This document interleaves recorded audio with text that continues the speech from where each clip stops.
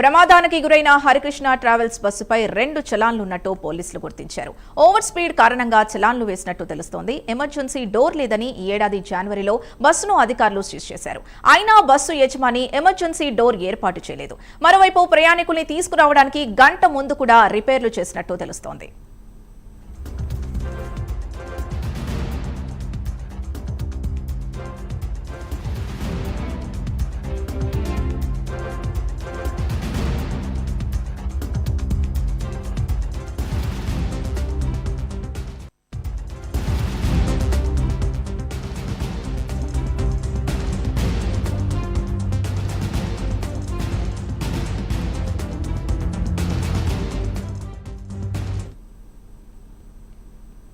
ప్రమాదానికి గురైన హరికృష్ణ ట్రావెల్స్ బస్సుపై 2 చలాన్లున్నట్టు పోలీసులు గుర్తించారు. ఓవర్ స్పీడ్ కారణంగా చలాన్లు వేసినట్టు తెలుస్తోంది. ఎమర్జెన్సీ డోర్ లేదని ఈ ఏడాది జనవరిలో బస్సును అధికారులు సీజ్ చేశారు. అయినా బస్సు యజమాని ఎమర్జెన్సీ డోర్ ఏర్పాటు చేయలేదు. మరోవైపు ప్రయాణికుల్ని తీసుకురావడానికి గంట ముందు కూడా రిపేర్లు చేసినట్టు తెలుస్తోంది.